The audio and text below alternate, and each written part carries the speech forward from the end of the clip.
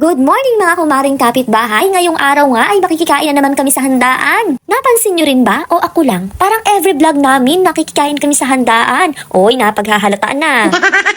So back to the story na nga, ito na nga, mamaya na ang tsikahan. Pupunta muna kami ng kasalan dahil ninang ang hipag ko kailangan niyang umattend dito sa Gapan City Hall. Kung last vlog nga namin ay nag-anak ako sa binyagan, ngayon naman ay mag-aanak ang hipag ko sa kasalan. O napaghahalataan, ilang taon ka na te? At ito na nga, nakalimutan kong pagbaunan ng tinapay si Baby Aryan, pero may dala siyang bag ha, kaya na pa siya nag-aantay ng tinapay, tapos ayan ang imagination niya, tingnan niyo naman. After ilang minutes nga ng imagination niya sa tinapay, ayan, nagkatotoo na, diba? O diba, ang galing magic?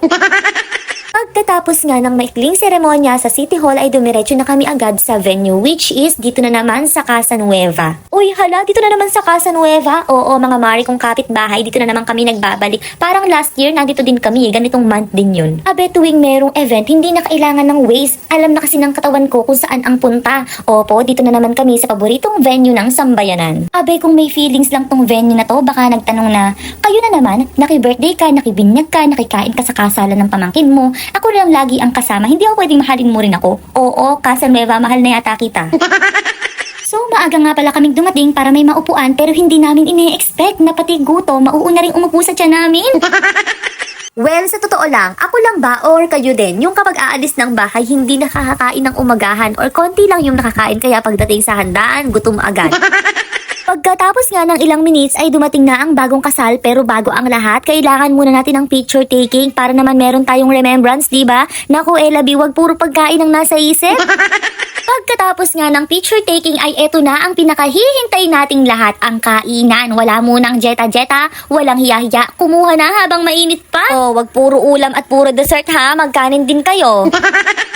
Pagkatapos ng masarap na kainan ay dumako na ang lahat sa paborito ng karamihan, ang walang katapusang kwentuhan. In short, maritesan ha.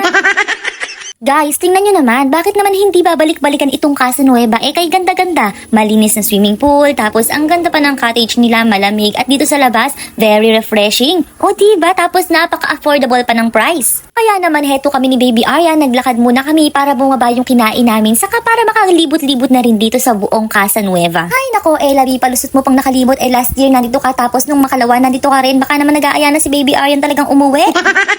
Aba, inaantok na nga siguro at ang agang nagising, tapos pag nakakita pa ng ibang tao, yung taong hindi kilala, abe lalong nag-aayang umuwi. Oy, teka lang, aba itong hipag ko, mukhang gustong sundan yung kanyang bunso. Mukhang gusto niya yata ulit mag-iwi ng newborn, ha? At dahil kanina pa aburido si Baby Aryan, ayan, nakapagpasya na kami na umuwi na at antok na nga tong mga bata. Tingnan nyo naman, naghihigab na siya dyan sa likod. O siya, tama na ang chismisan at ako'y magpapaalam na at kami uuwi na. See you on next vlog. Bye-bye!